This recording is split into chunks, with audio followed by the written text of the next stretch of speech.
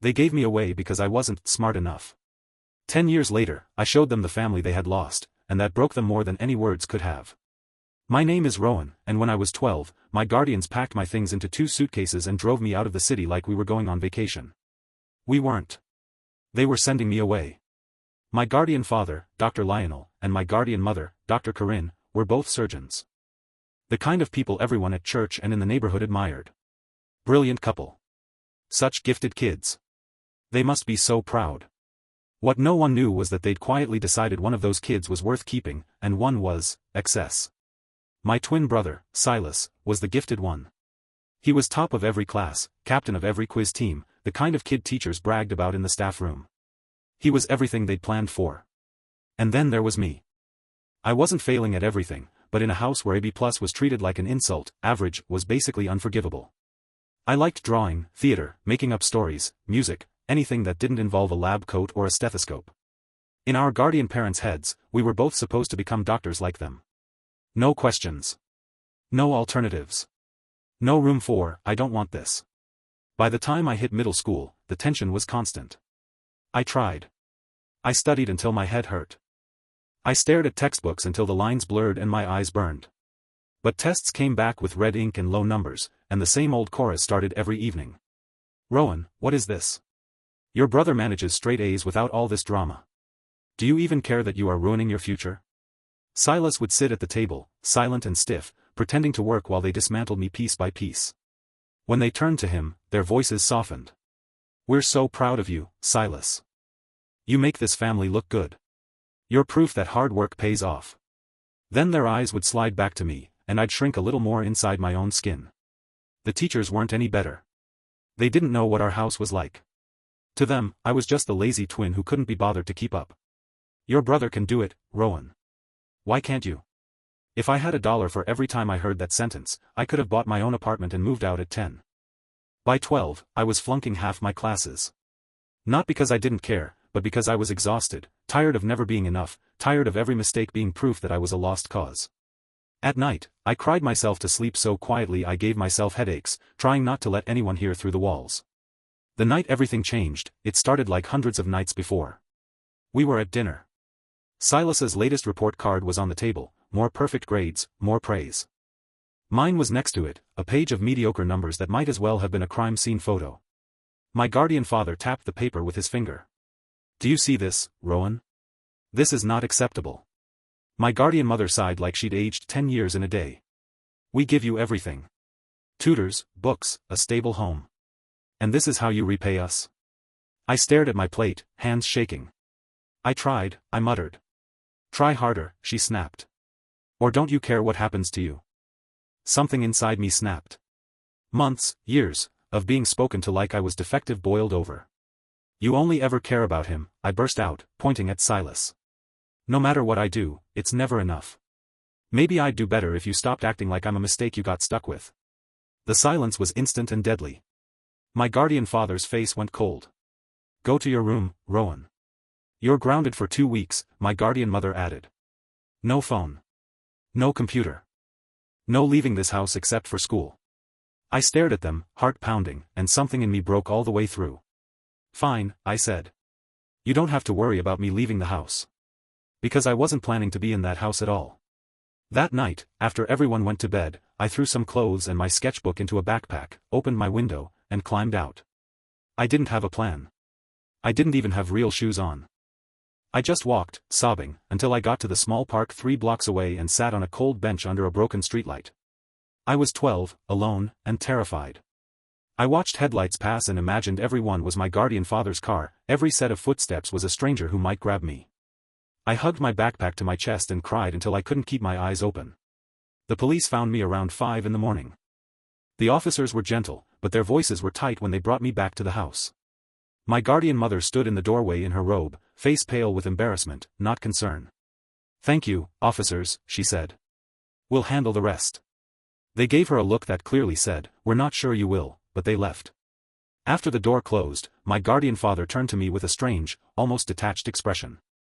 Like I was a problem to be solved, not a child who just spent the night shivering on a park bench. This can't continue, he said. You're disrupting this entire household. I was scared, I whispered. You were selfish, my guardian mother snapped. We have another child to think about. We cannot pour all of our energy into someone who refuses to make use of what they're given. They talked about me like I wasn't standing right there, like I was a difficult case at work. By the end of that day, the decision was made. I was being sent to live with my guardian mother's younger brother, my Uncle Everett, in a rural town hours away. When they told me, I dropped to my knees on the kitchen tile and begged. I promised I'd do better. I swore I would never run away again. I said I'd study every second of every day if they would just let me stay. Please, I sobbed. I don't want to leave. I don't want to be away from Silas. My guardian father didn't even bend down. You've made your choices, Rowan. We've done what we can. Your uncle has agreed to take you in. Be grateful. My guardian mother just watched me with tired eyes. You'll be fine, she said. This will be better for everyone. Everyone but me. Silas found me in my room that night, sitting on my half-packed suitcase. He closed the door quietly and sat next to me. I tried to talk to them, he whispered. They won't listen. Tears blurred everything. I don't want to leave you. He hugged me hard. I'll call. I'll write. I promise. The next morning, they wouldn't even let him come along for the drive. It'll be easier this way, my guardian mother said, like ripping us apart was some sort of kindness. The drive to Uncle Everett and Aunt May's house was silent. My guardians talked to each other about work, about some conference, about everything except the fact they were leaving one child behind. I pressed my forehead to the window and watched the city disappear, replaced by fields and long stretches of road. When we pulled up to the small farmhouse, Uncle Everett and Aunt May were waiting on the porch. They looked nervous but kind. My guardian father took my suitcases out of the trunk, set them on the gravel, and that was that. No hug. No, we'll call. No, we love you. Just a quick, be good, Rowan, before they got back in the car and drove away. I stood there watching their taillights fade until they disappeared completely. It felt like watching my whole life evaporate. I cried for weeks. Every night, I dialed their number from the old landline in the hallway. It rang and rang. No answer. No voicemail. Just silence. Uncle Everett gently suggested giving it time. Aunt May made me hot chocolate and sat with me while I sobbed. They didn't push, didn't scold, didn't tell me I was being dramatic. They just let me hurt. The only person from my old life who still felt real was Silas. He didn't have a cell yet, so we got creative. We used social media when he could get to the computer. He'd message me when the coast was clear, and I'd call the house line, praying our guardians weren't home. We talked about school, shows, anything. Sometimes we just sat in silence on the phone, breathing, because even that was better than the emptiness. Slowly, things began to settle. I realized something I never thought I would: away from that house, from constant judgment and impossible expectations, I could actually breathe. Uncle Everett and Aunt May didn't care if I became a doctor. They cared if I was kind. They cared if I was trying. They cared if I was happy. They didn't call me useless. They called me Kiddo and our Rowan. And for the first time in my life, I started to believe I might actually be worth keeping. Life with Uncle Everett and Aunt May didn't magically fix everything, but it stopped the free fall. They lived in a small town where everyone knew everyone else's business, but in a way that felt warmer than suffocating. There was one main street, one grocery store, one high school, and more trees than I'd ever seen in my life. At first, I hated it. I missed the noise of the city, the hum of traffic outside my bedroom window, the way the streetlights glowed late into the night. Here, it got dark and quiet so fast I could hear my own thoughts, and for a while, that was the worst part. My thoughts weren't kind. But Uncle Everett and Aunt May were. They didn't demand straight A's. They didn't hover over my homework like hawks. They asked how my day was, what I was interested in, which classes I actually liked. When I admitted I loved art and drama, I braced for the familiar: that won't get you anywhere. Instead, Aunt May smiled. Then we'll make sure you have time for those. Schoolwork still matters, Uncle Everett added, but you're not a test score, kiddo. You're a person. It was such a simple statement, but it hit me like a revelation. I wasn't just a disappointment or a defective future surgeon. I was me. School was still hard, but without the constant screaming and pressure, something strange happened: I stopped failing. I wasn't top of the class like Silas, not even close, but I climbed from the bottom to solid middle. Sometimes a little above. Sometimes a little below. And no one made it a catastrophe when I messed up. When my report card came home with BS and the occasional C, Aunt May would pat my arm and say, "You passed everything. That's progress. We'll keep working on it." No lectures. No threats. No threats of sending you away. I was already away, and somehow that made it safer. They encouraged me to try other things, too. I joined the school play and discovered I loved being backstage, painting sets and figuring out how to make cardboard look like brick walls. I tried soccer and found out I was terrible at it, but no one acted like that meant I was terrible at everything.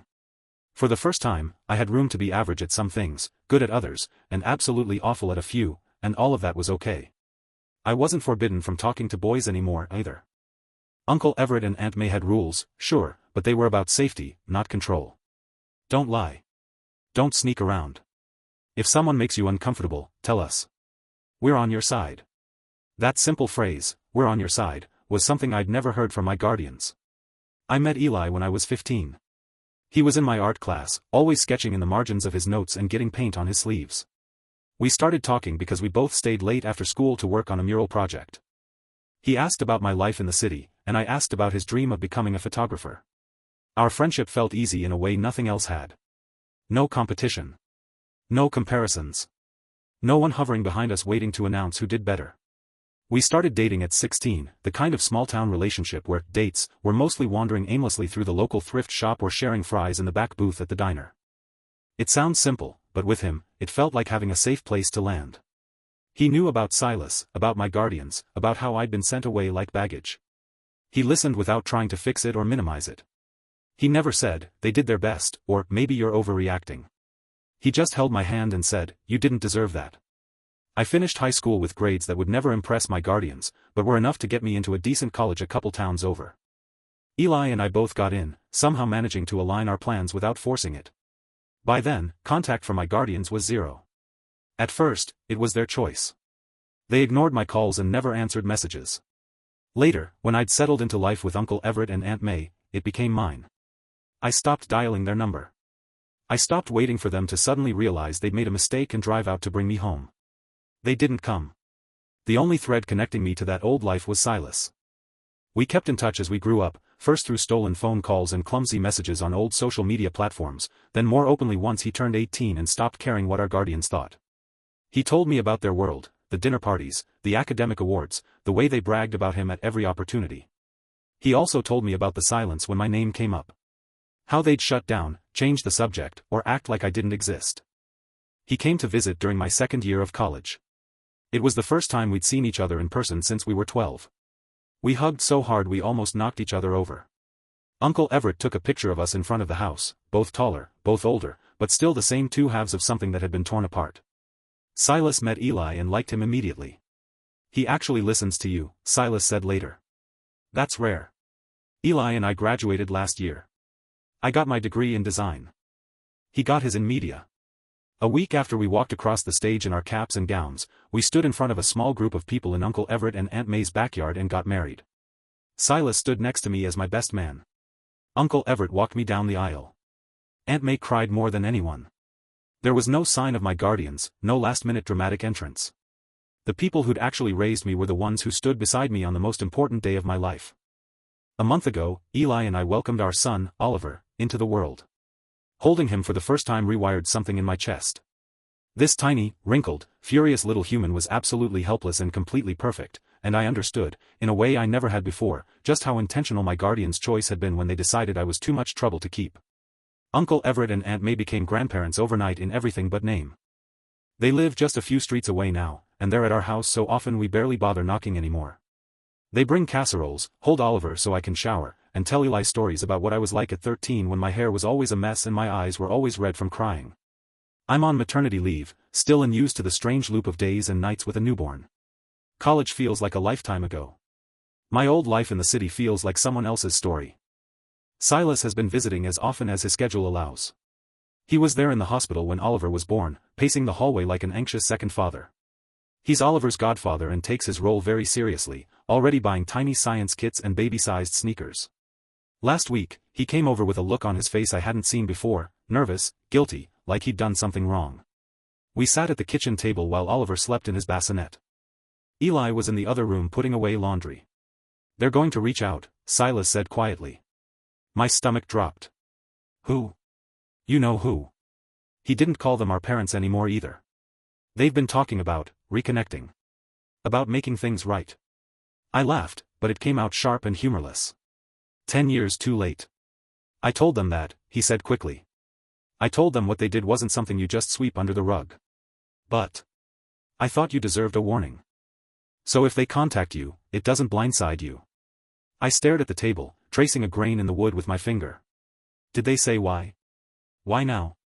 He hesitated. They're getting older.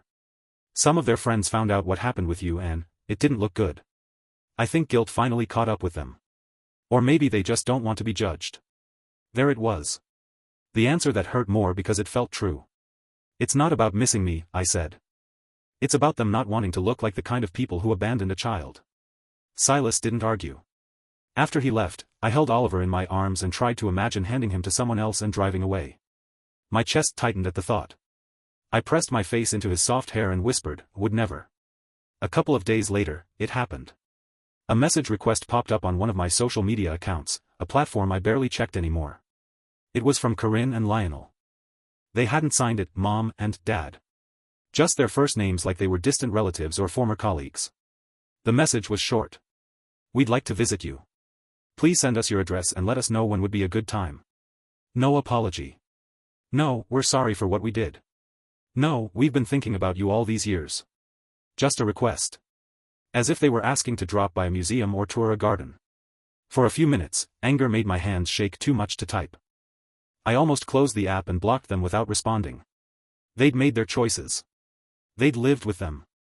Why should I let them into the life I'd built without them? Then another feeling surfaced, one I hadn't expected. Not forgiveness. Not longing. Satisfaction. I had a home. I had a husband who loved me. I had a son, a career, a chosen family that actually wanted me around. I had everything they'd assumed I'd never manage without their guidance. I realized I wanted them to see it. Not to welcome them back into my life, but to show them, plainly and unmistakably, that I had become someone without their help.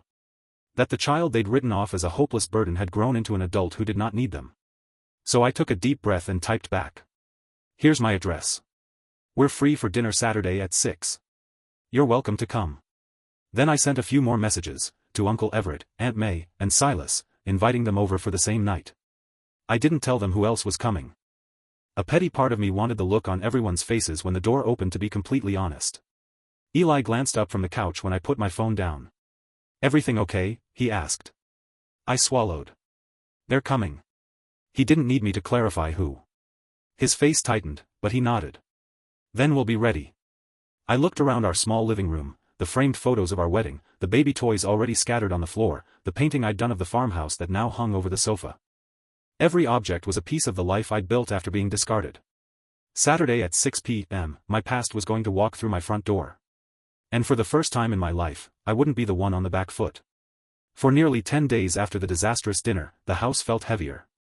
Even Rowan, usually cheerful despite the sleepless nights, sensed something was wrong. He'd watch me while I folded laundry or washed bottles, studying me with quiet concern, as if he knew I was carrying a storm inside me. I tried to pretend everything was fine, but pretending had never been my strength. My twin, Laurel, called every evening, keeping me updated on what our parents were saying, or more accurately, what they weren't saying. They had gone silent. No calls. No messages. No attempt to reach out. In a way, the calm frightened me more than an argument would have. Silence from them rarely meant peace. It usually meant planning. Laurel worried too, though she tried not to show it. She reassured me that they were probably just embarrassed and would cool off soon. But something in her voice suggested she didn't fully believe that herself. When the storm finally hit, it wasn't subtle. I was feeding my son late one morning, humming softly to him, when my phone exploded with notifications. It buzzed so continuously it almost slipped out of my hand. At first, I assumed it was a group chat glitch, until I saw the tags. My coworkers. My husband's coworkers. People I'd barely spoken to. Dozens of them. I opened the post slowly, already knowing who had written it. My father. He had crafted a long, dramatic message about how their estranged child had humiliated them publicly after they made a sincere attempt at reconciliation. He implied I had staged the dinner to wound them, that I had rejected my real family, and that I was ungrateful for everything they had sacrificed. Not once, not a single time, did he mention what they had done. The abandonment. The years of silence. The pressure. The decision to send me away as if I were a burden that didn't belong. The story was twisted so cleverly that someone who didn't know the truth would assume I was cruel, cold, and dramatic. And he had tagged my workplace. Of all the choices they could have made, this was the cruelest. My heart pounded with a kind of dread I hadn't felt since childhood. Not even when they left me at my uncle's doorstep had I felt this specific fear, the fear of my livelihood, my reputation, my stability being threatened. I opened the comments. Co-workers confused. A few shocked. A few asking if I was alright. My father hadn't contacted me privately. He had chosen to embarrass me publicly. I stared at the words until they blurred together. My son whimpered, sensing the tension in my body. I kissed his forehead, set him gently in his bassinet, and then sat down with my laptop. Enough was enough. I typed a response, calm, factual, precise. No anger. No dramatics. Just the truth. I wrote about the day they left me with my uncle without a second thought. How they ignored my calls for years. How I had to learn to stop asking for love they refused to give. How they reached out recently without even offering an apology. How the dinner they attended was filled with tension they created. And how publicly involving my coworkers was a boundary no parent should ever cross. It took them less than a minute to see my comment, and leave it untouched. Which was confirmation enough that they had hoped I wouldn't respond. They wanted to control the narrative. They wanted people to pity them. They wanted me to remain silent, as I had been forced to be as a child. But I wasn't that child anymore. My phone buzzed again, messages from coworkers. Some apologizing for not knowing. Some expressing shock. Some offering support. I thanked them all politely, even though every message made my stomach twist with embarrassment. When Rowan got home later that evening, he listened without interrupting. His expression shifted from disbelief to anger to worry. He asked if I wanted him to call them directly. I said no, this was my battle. But he didn't hide how deeply hurt he was on my behalf. Soon after, my uncle and aunt arrived. Laurel joined us within an hour. All of them sat together in my living room, protective and furious, discussing ways to resolve the situation. Every one of them volunteered to confront my parents themselves. But I refused to let them carry the burden for me. This was something I needed to face. The next day, Laurel went to speak with our parents in person. When she returned, her expression was a blend of frustration and disbelief. They'll take the post down, she said quietly, but they want something in return. I already knew what it was before she said it. They want you to apologize, she finished. I almost laughed at the absurdity of it.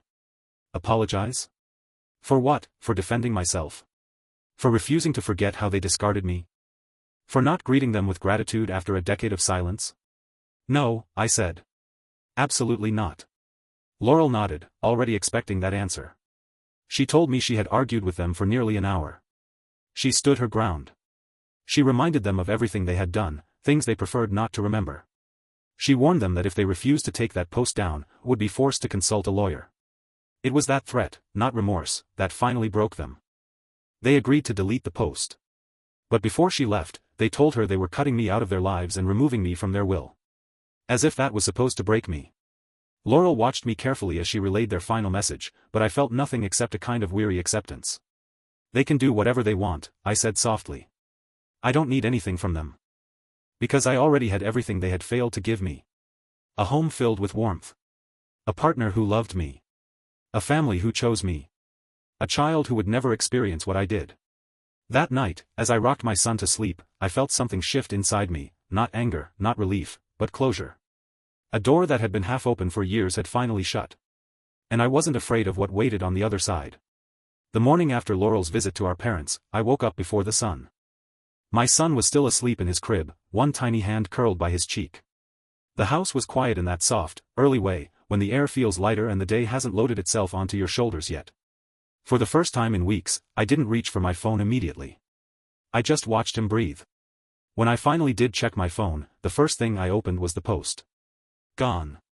Their long, dramatic, embellished story had vanished, deleted sometime during the night. My comment remained only in my own memory and in the screens I'd shown my husband, my uncle, my aunt. To the outside world, it looked like one more piece of online drama that had burned itself out and slipped under the feed. I half expected to feel triumphant. Instead, I just felt tired. Laurel texted a few minutes later. They took it down. They meant what they said about the inheritance. I told them you don't care. They didn't like that. I stared at the message for a moment, then typed back. Thank you. For everything. She sent back a heart and nothing more. We didn't need more. She'd already done enough, more than I had any right to ask. Rowan shuffled into the kitchen while I was making tea, his hair a mess, his tie draped loosely around his neck, not yet knotted. He kissed my temple, then glanced at my phone. Gone? He asked. Gone, I confirmed. He let out a long breath, like he'd been holding it for days. Good. That's one less fire to put out. We didn't celebrate. There were no high fives, no victory speeches. The damage had already been done, co-workers had seen the post, questions had been asked, boundaries crossed. Taking the post down removed the knife, but the cut was still there. That afternoon, I called my uncle and aunt. They already knew. Laurel had told them everything the night before. My uncle sounded exhausted but relieved. I'm proud of you, he said quietly. Not for what happened at that dinner, I think you know I didn't agree with that, but for standing your ground now. For not letting them rewrite history again. My aunt echoed him, in her gentle way. You protected yourself this time, she said. And you didn't let them bully you into apologizing for existing. That matters. When we hung up, I felt some of the guilt I'd been carrying loosen its grip. I had hurt people I loved with that dinner, with the spectacle of it, the sharp edges of my words, and I had apologized for that. But I didn't owe apologies to the ones who had started it all and refused, even now, to take responsibility. They had their version of the story. I had mine. The difference was, I no longer needed them to understand mine in order to live with it. The next days were strangely quiet. A few coworkers reached out again, not to ask about the post this time, but to check on how I was doing and talk about normal things. Someone sent me a silly picture of their cat in a costume. Another asked if I thought the new manager would last more than a year. They were giving me kindness in the way people do when they don't quite know what to say but want you to know you aren't alone.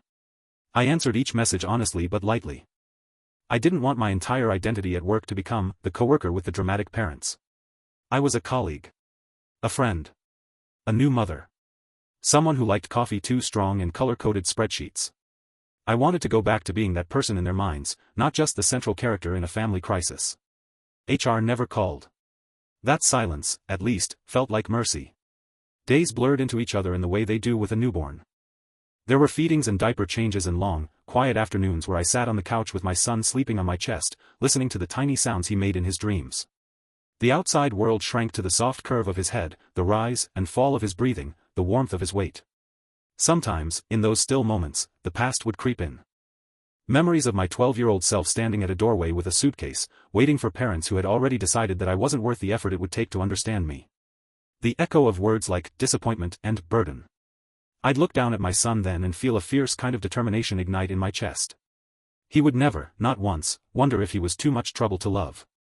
One evening, after I'd finally managed to get our son down for the night, I sat with Laurel on a video call. She was sprawled on her bed, hair in a messy bun, makeup half smudged like she'd given up trying to fix it halfway through the day. They're not going to reach out again, she said. Not guesswork. Statement. I know, I replied. Does it bother you? She asked, carefully. I thought about it for a moment, really thought about it. There's a part of me that's 12 again, I admitted.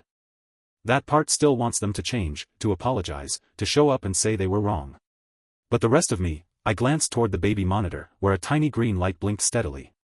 The rest of me is done waiting. Laurel nodded, eyes shining. I'm here, she said. Whatever happens. I'm not going anywhere. I smiled. You never did, I said.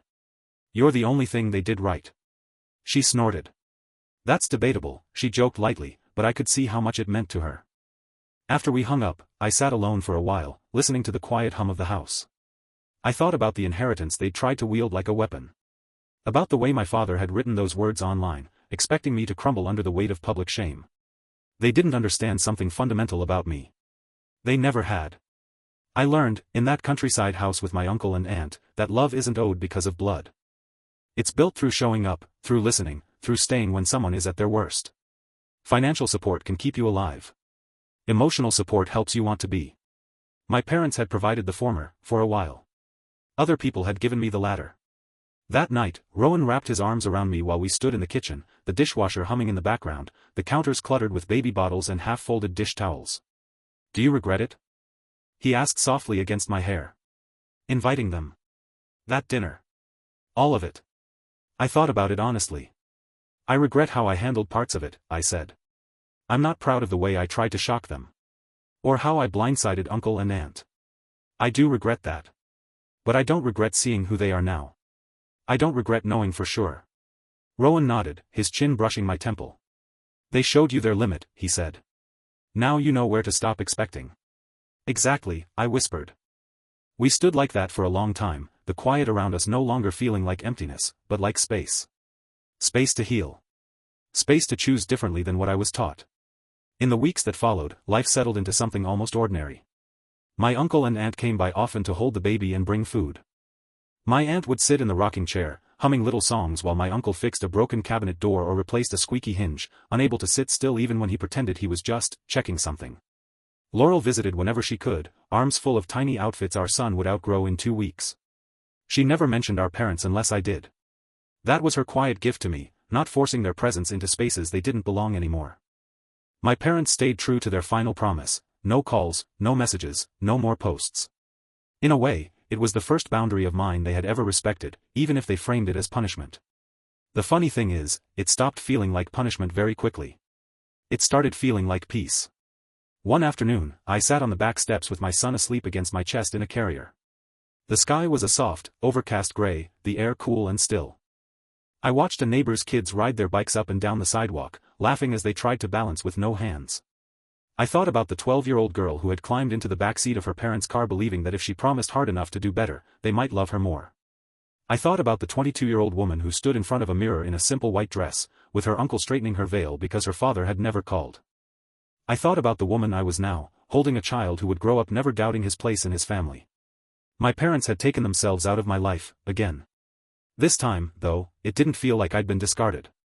This time, it felt like I had chosen not to follow. I kissed the top of my son's head and whispered, mostly to myself, "You are not a burden. You are not a disappointment. You are wanted." The words felt like they were for both of us.